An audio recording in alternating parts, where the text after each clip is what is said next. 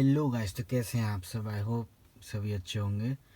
आज की इस वीडियो का हमारा टॉपिक रहने वाला है कार्स के स्पीकर्स के ऊपर। आपको कितने टाइप के स्पीकर मिलते हैं। अगर हम नॉर्मली बात करें तो आपको मार्केट में 4 तरीके के स्पीकर्स मिल सकते हैं।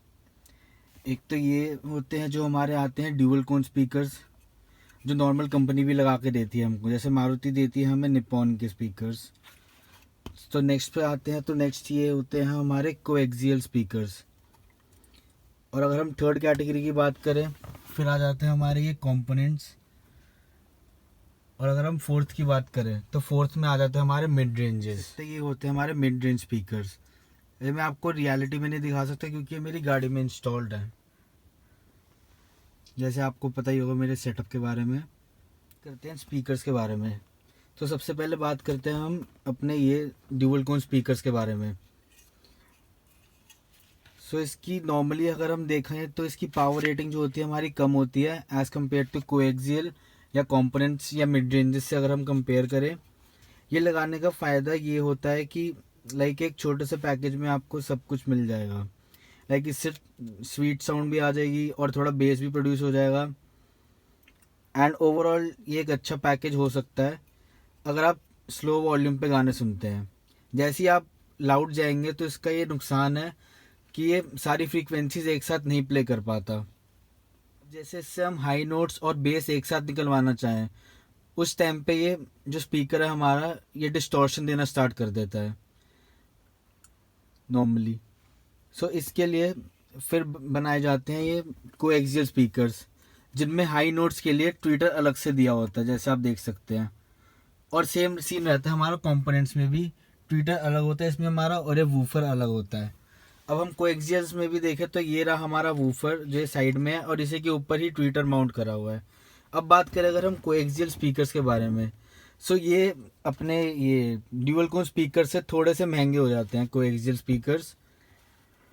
इनकी भी पावर रेटिंग हमारी इन स्पीकर्स से ज़्यादा होती है जो ड्यूअल कोन होते हैं, और ये बहुत अच्छे से पावर हैंडलिंग वगैरह कर लेते हैं as compare to these dual cone speakers. ये इवन लाउडर वॉइसेस पे भी नहीं फटते क्योंकि इसका जो ट्विटर पार्ट है वो बिल्कुल अलग होता है। जो इसकी मिड बेस है ये अपना काम करती है बेस देने का, एंड जो वोकल्स और हाइज होते हैं वो ये ट्विटर काम कर देता है जिससे फ्लॉलेसली चल जाते हैं। जैसे अब देखें तो इसमें हाइज निकालने के लिए यहाँ पे एक कैपेसिटर ही दिया होता है जिससे हाई निकलते हैं। अब बात करें हम अपने कंपोनेंट सिस्टम्स की।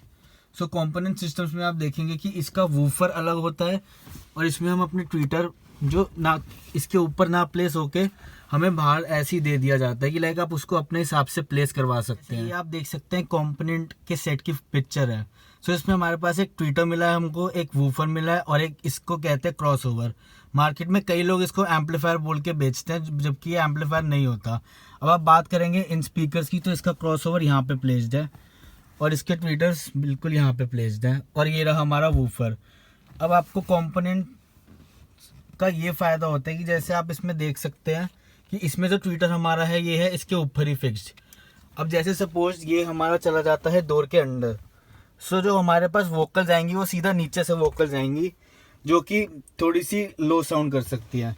Proper up to the mark voice नहीं आएगी हमारे पास।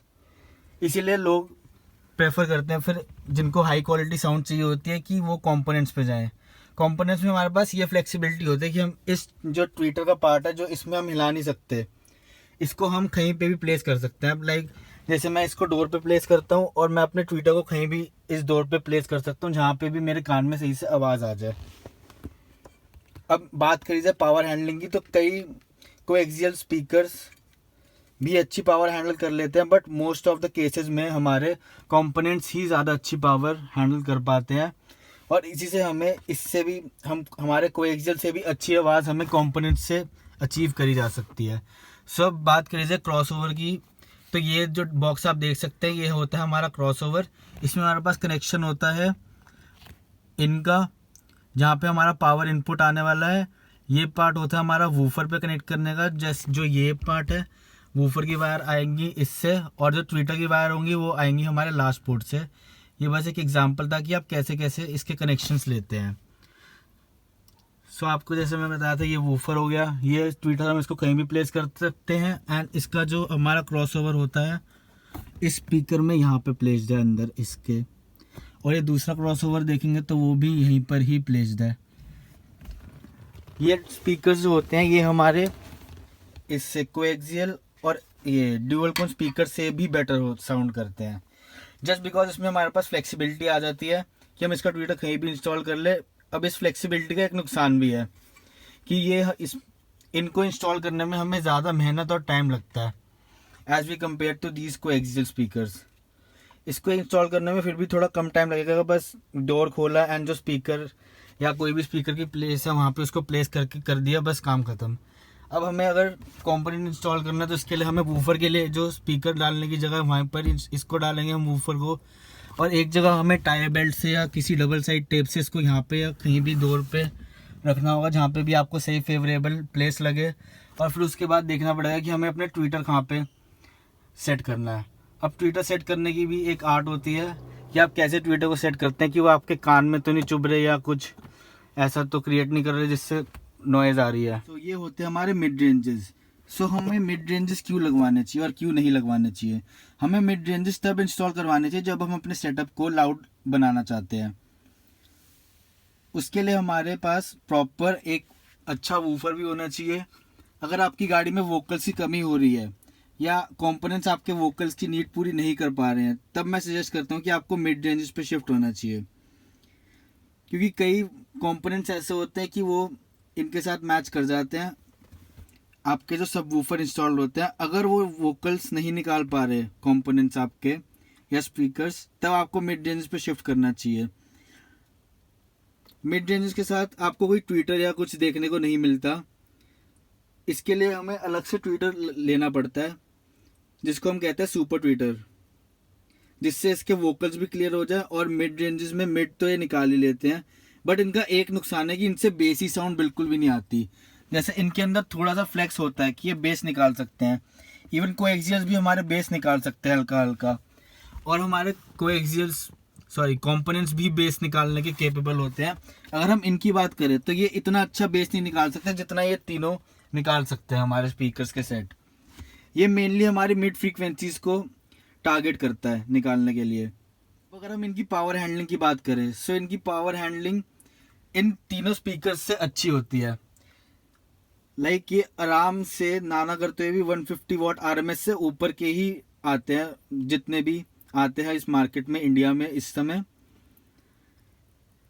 और इसके साथ हमें सुपर ट्विटर मैंडेटरी होता है, लगाना ही है। नहीं तो हम नॉर्मल ट्विटर से भी काम चला सकते हैं, बट फिर उससे आपको उतना मज़ा नहीं आएगा जितना आपको रियल एक्सपीरियंस एक सुपर ट्विटर के साथ हो सकता है एक मिड रेंजेस के साथ। तो ये जो आप देख सकते हैं इन्हें कहते हैं हम सुपर ट्विटर्स, जो आपको मिड रेंजेस के साथ इंस्टॉल करवानी होती है। ये हमारी दोनों साइड लगती है मिड रेंजेस। अगर हम दोनों साइड डलवाते हैं तो ऑब्वियसली एक पेयर ही आता है मिड का। सो मैं आपको एक बार मिड्स भी दिखा देता हूँ। ये सुपर ट्विटर्स होते हैं हमारे, दिखने में आगे से कुछ ऐसे।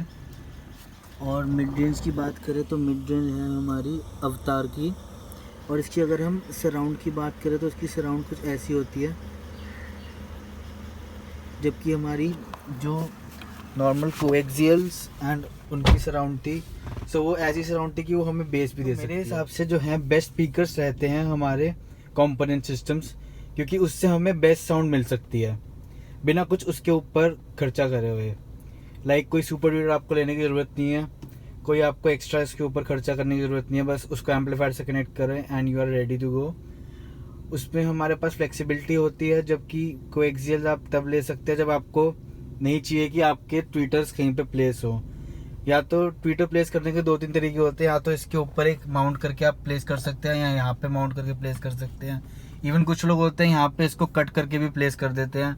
अगर आप इन सब चीज़ों से ओके हैं तब आप कंपोनेंट लगवा सकते हैं। और रही बात प्राइसिंग की, तो सबसे सस्ते होते हैं हमारे ये जो ड्यूअल कोन वाले स्पीकर्स होते हैं, फिर उससे महंगे आ जाते हैं हमारे कोएक्सियल स्पीकर्स। देन उसके बाद आ जाते हैं कंपोनेंट्स एंड मिड रेंजेस। ये दोनों अराउंड सेम प्राइसेस पे ही चलती हैं।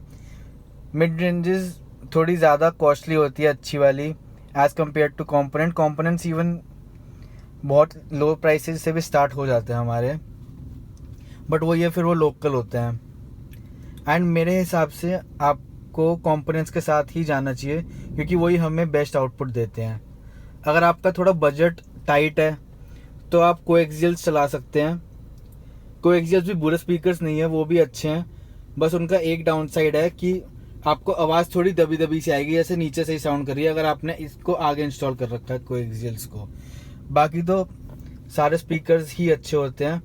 कोएक्सियल्स में एक और बात होती है कि जैसे हमारे पास क्रॉसओवर मिलते हैं हमें कंपोनेंट सिस्टम्स में, उसमें क्रॉसओवर ना होके बस एक कैपेसिटर लगा होता है जो कि फ्रीक्वेंसीज को कन्वर्ट करता है। अब जो मेन हमारा उसका काम होता है क्रॉसओवर का, वो ये काम होता है कि वूफर को सारी बेस वाली फ्रीक्वेंसीज जाए एंड जो हमारे ट्विटर्स है उनको खाली वोकल्स जाए। ट्विटर हमारा वो क्या बोलते, क्रॉसओवर हमारा यही काम करता है मेनली। सो सेम काम हमें कोएक्सियल्स में कैपेसिटर से निकलवाना पड़ता है। बस कोएक्सियल्स और कंपोनेंट्स में हमारा यही फ़र्क होता है मेनली। बाकी ट्विटर की प्लेसिंग तो वो अलग होती है। सो आज की वीडियो में बस इतना ही था। Thanks for watching.